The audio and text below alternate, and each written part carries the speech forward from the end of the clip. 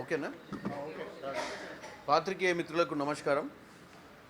ఈరోజు పొద్దున national Herald కేసులో ఏదైతే ఆ కేసుని కోర్టు కొట్టివేయడం జరిగిందో, ఎన్ఫోర్స్మెంట్ డైరెక్టరేట్ ఏదైతే నేషనల్ హెరాల్డ్ కేసులో రాహుల్ గాంధీ గారిని, సోనియా గాంధీ గారిని మేము గతంలో ఎన్నోసార్లు చెప్తూ వస్తున్నాం.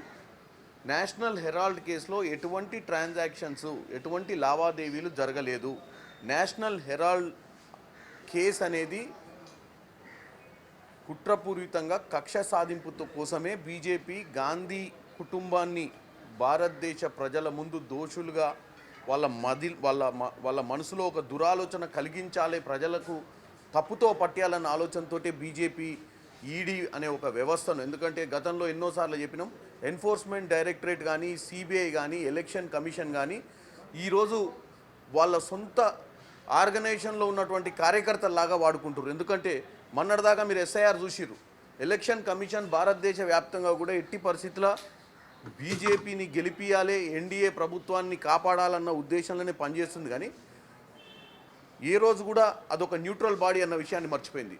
అంతకుముందు ఎన్ఫోర్స్మెంట్ డైరెక్టరేట్ తోటి చాలామంది పొలిటికల్ పార్టీస్ని, భారతదేశంలో చాలామంది పొలిటికల్ లీడర్లను, అన్ని పొలిటికల్ పార్టీలు ఎక్కడెక్కడైతే స్ట్రాంగ్ ఉండేనో అటు పోతే వెస్ట్ బెంగాల్లోనో, తమిళనాడులోనో, ఇంకా ఉన్నటువంటి తెలంగాణలో ఎక్కడ పడితే అక్కడ గతంలో కూడా మీరు చూసిరు, ఇప్పుడు కూడా చూస్తున్నారు. ఎక్కడైతే అధికారంలో స్ట్రాంగ్ లీడర్షిప్ ఎమర్జ్ అయిద్దో అక్కడ వీలైతే అక్కడ వాళ్ళని నిర్వీర్యం చేయడానికి ఈ సంస్థలన్నింటినీ వాడుతారు. ఏ సంస్థలు? CBI, ED, election commission.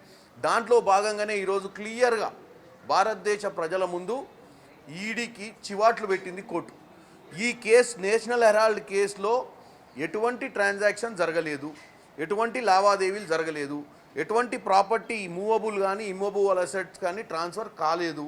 మీరు ఉట్టిగానే ఛార్జ్ షీట్ ఫైల్ చేసి వాళ్ళ మీద ఎఫ్ఐఆర్ ఫైల్ చేయించే దిశగా మీరు నోటీసులు ఇవ్వమని చెప్పి కోర్టుకు పోతే కోర్టు చివాట్లు పెట్టి ఇలాంటి పనులు చేయొద్దని చెప్పడాన్ని చూస్తుంటేనే ఈరోజు బీజేపీ ప్రభుత్వం ఇకనైనా వైఖరి మార్చుకొని, ఇకనైనా ఉన్న వ్యవస్థలను ప్రజా సంక్షేమం కోసం, ప్రజల అవసరాల కోసం, పెద్ద పెద్ద సమస్యలను పరిష్కరించడానికి ఈ ఈడీలను, సిబిఐలను వీటిని వాడాలి. కానీ ఇన్కమ్ ట్యాక్స్లను, తర్వాత ఎలక్షన్ కమిషన్లను కానీ వాళ్ళ స్వలాభాల కోసం, వాళ్ళ పార్టీ మనుగడ కోసం ఇలాంటి కార్యక్రమాలు తీసుకోవద్దనేది ఈరోజు తెలిసింది.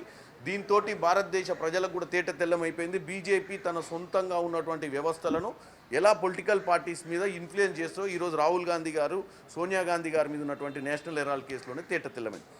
దాంతోపాటు భారతదేశంలో ప్రతి పేదవాడికి, గ్రామీణ ప్రాంతంలో ఉన్నటువంటి ప్రతి మనిషికి ఏదో ఒక ఉపాధి అవకాశం ఉండాలి అన్న ఉద్దేశంతో 2005లో అప్పుడున్నటువంటి ప్రధానమంత్రి మన్మోహన్ సింగ్ గారు నేషనల్ రూరల్ ఎంప్లాయ్మెంట్ గ్యారంటీ స్కీమును తీసుకురావడం జరిగింది.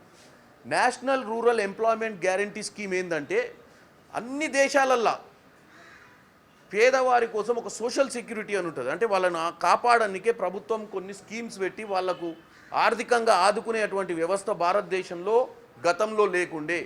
ఈ ఆలోచన కేవలం కాంగ్రెస్ పార్టీ అధికారంలోకి 2004లో వచ్చిన తర్వాత మన్మోహన్ సింగ్ గారి హయాంలో ఈ యొక్క స్కీమును తీసుకురావడం జరిగింది.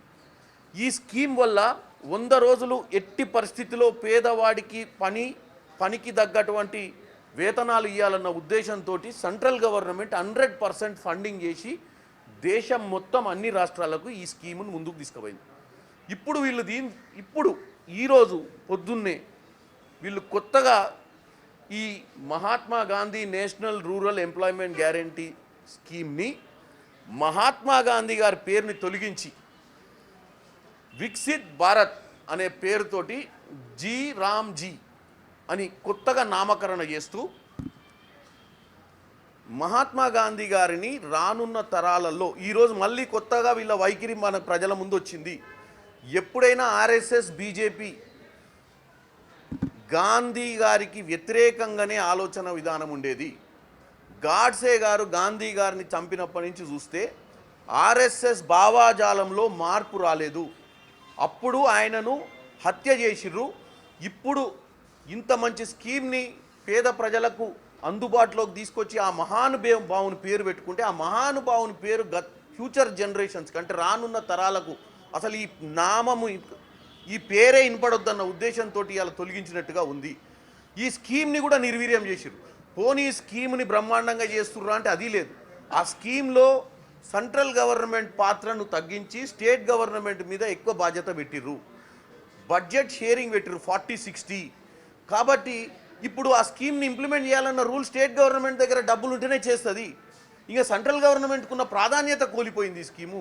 గతంలో కాంగ్రెస్ పార్టీ తీసుకొచ్చిన ఈ స్కీము ఏ రాష్ట్ర ఆర్థిక బడ్జెట్ ఏదున్నా 100% భారతదేశంలో ఉన్నటువంటి పేద గ్రామీణ ప్రజలకు సెంట్రల్ గవర్నమెంటే 100% ఈ యొక్క స్కీమ్ని పెట్టి వాళ్లకు పనికి ఆహార పథకం ద్వారా 100 రోజుల పని కల్పించాలన్నారు.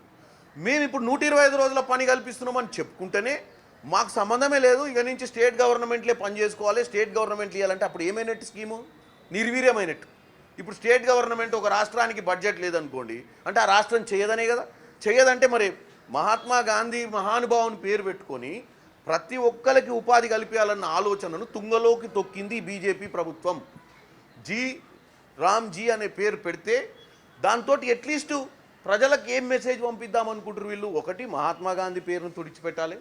2, అందరికీ భగవంతుడు అంటే ప్రేమనే, కానీ ప్రతిసారి వీళ్ళు ఎక్కడో ఒకడ హిందుత్వాన్ని చూపించాలన్న ఒక ఆలోచన. ఎందుకంటే ఈరోజు పేదవాడు ఒక క్రిస్టియన్ ఉంటాడు, ఒక ముస్లిం ఉంటాడు, ఒక దళితుడు ఉంటాడు, రకరకాల ఒక కులాల నుంచి ఉండి ఊర్లలో ఉంటారు. ఈ స్కీమ్ని మార్చేసి ఈ స్కీమ్కి ఒక దేవుని పేరు పెట్టి తప్పుదో పట్టించే ప్రయత్నం బీజేపీ చేస్తుంది. దీంట్లో కేవలం పేరు మార్చిర్రు, కానీ స్కీమ్లో ఏమాత్రం కూడా నాణ్యత కానీ పట్టుదల కానీ మంచి చేయాలన్న ఆలోచన లేని స్కీమును తీసుకొచ్చిర్రు. భారతదేశ వ్యాప్తంగా కాంగ్రెస్ పార్టీ ఈరోజు ఈ యొక్క స్కీమ్ని మహాత్మా గాంధీ గారి పేరుని తీయడం కానీ ఈ స్కీమ్లో ఉన్నటువంటి మార్పిడి ఏదైతే ఒరిజినల్ ఫండమెంటల్స్ అంటే ఏదైతే నిజంగానే పేదలకు సహాయం చేయాలనుకున్నటువంటి ఈ స్కీమ్ని తుంగలోకి దక్కినందుకు భారతదేశ వ్యాప్తంగా కూడా ఈరోజు కాంగ్రెస్ పార్టీ మండల స్థాయిలో కూడా దీని మీద మేము ప్రొటెస్ట్ చేయాలని చెప్పి ఒక నిర్ణయం తీసుకున్నాం. ఎందుకంటే భారతదేశ ప్రజలకు వాస్తవాలు తెలవాలి, బీజేపీ ఆలోచన విధానం, ఆర్ఎస్ఎస్ ఆలోచన విధానం తెలవాలని ఈరోజు ఈ కార్యక్రమం తీసుకుంటున్నాం.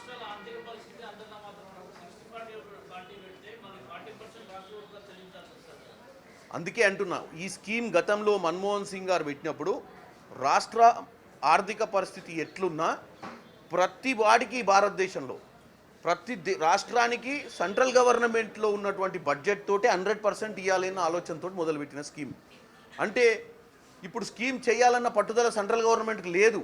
ఎందుకు? 40-60 అని పెట్టినప్పుడే ఇంకా మాతోటి కాదు, చేస్తే మీరు చేసుకోరు లేకపోతే లేదని వదిలేసింది. అంటే పేదవాడి బాగోగులు చూద్దామన్న ఉద్దేశంతో 125 రోజులు చేస్తున్నామని ఒక పక్క చెప్తూనే అసలు ఏ రోజు కూడా గ్యారంటీ లేకుండా చేసిర్రు ఈరోజు 100 రోజులల్లో. కాబట్టి దీన్ని అందరూ ప్రతిఘటించాలి, ప్రజలు ఆలోచించాలని తెలియజేస్తున్నాం. నమస్కారం.